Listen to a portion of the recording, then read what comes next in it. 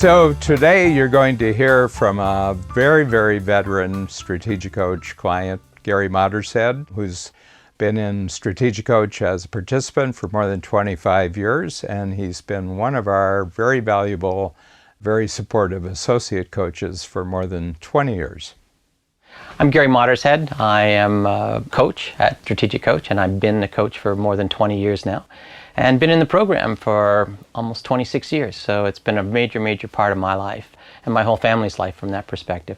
I also have a business. That's the requirement for being here as an entrepreneur and a coach. And I have a product company called GCP Industrial Products, and we are a sourcer of materials from various countries around the world, supplying into industrial wholesalers and distributors and converters in industries that range from oil and gas, mining, agriculture, and into automotive. So that's my background, and I've been able to grow that business with the help of Strategic Coach.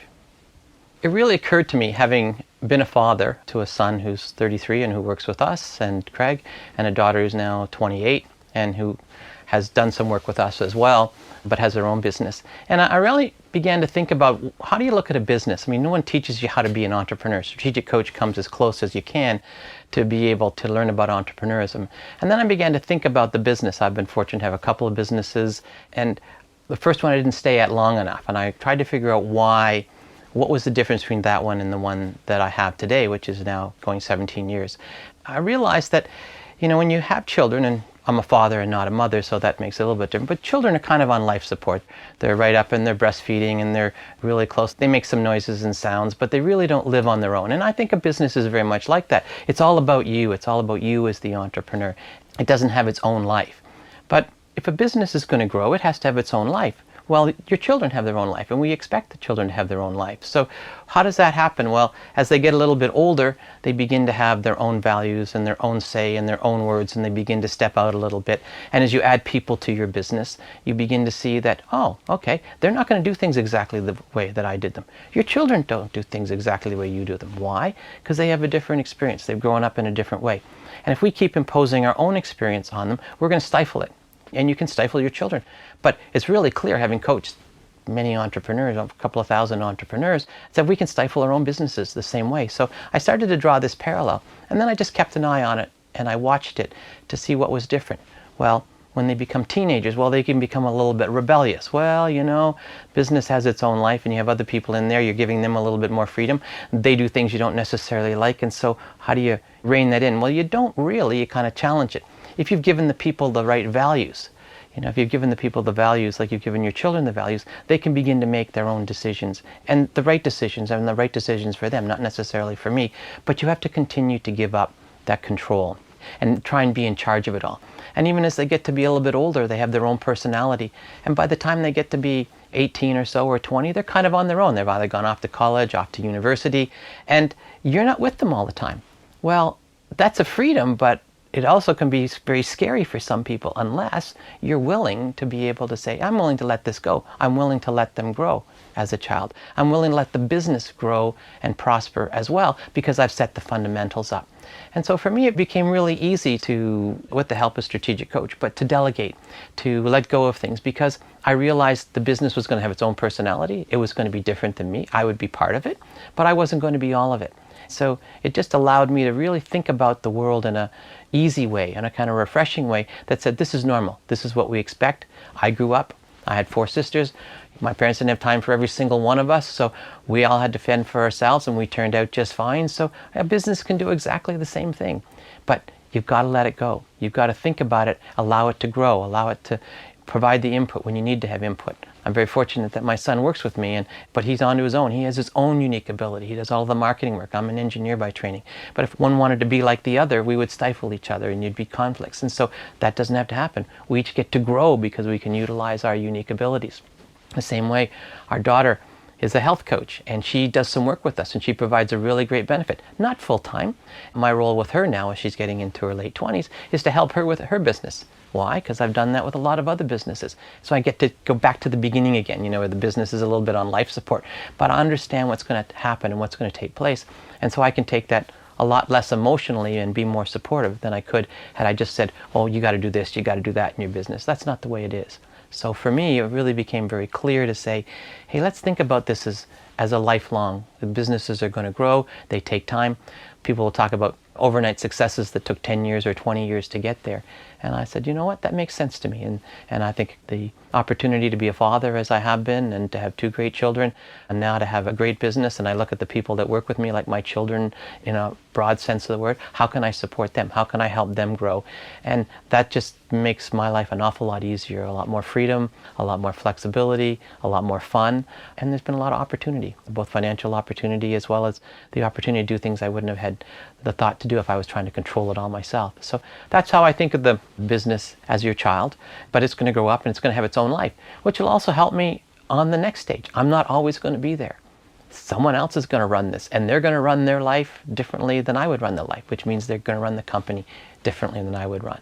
Is that good or bad? It's good, because all of us have a time in life when we're maybe more useful than others, and maybe we're useful doing other things. And now knowing your unique ability allows you to move on without having to carry the baggage behind and leaving an opportunity for other people.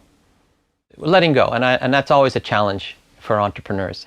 And I can relate it to your children, because you got to let them go off to school and you got to let them be there and be with somebody else all day.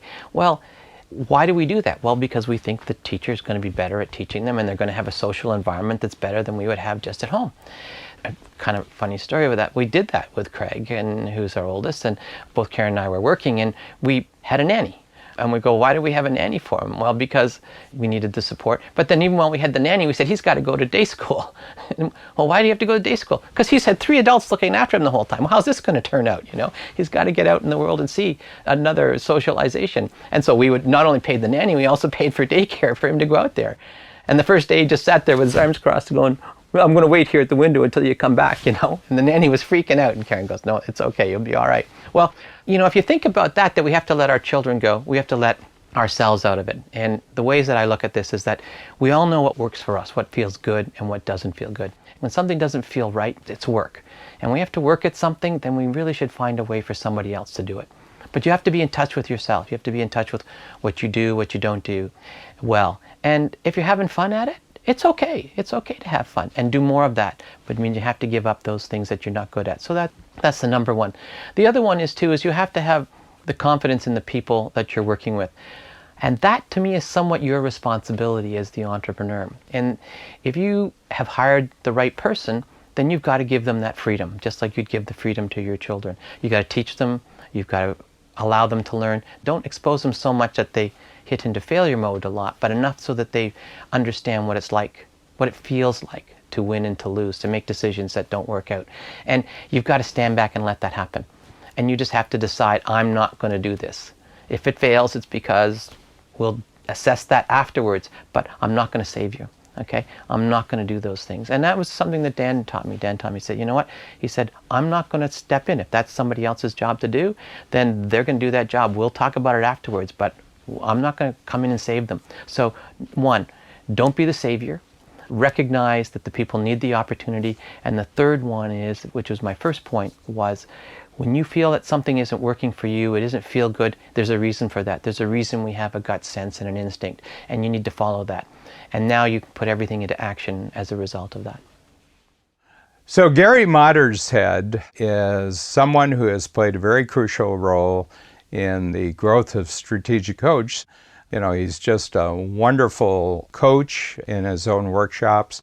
Gary talked about 2 things that he knows very well. One of them is being a parent with a growing family who are now largely grown up, and he's associating that experience of being a parent to, at a certain point, you've kind of got to let your children actually be free on their own and make their own mistakes and learn their own lessons. And he said, if you want to grow your company, it's a lot like that family experience where you've got to allow the skills and capabilities and the ambitions that are among your team members in your company, you've got to let them free to grow on their own and to make their own mistakes and learn from their mistakes and add to the overall confidence, capability, and wisdom of the company.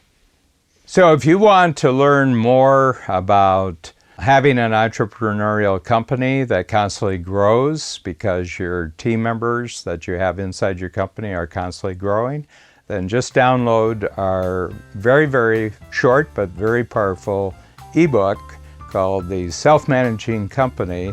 And you can do that by simply linking to selfmanagingcompany.coach.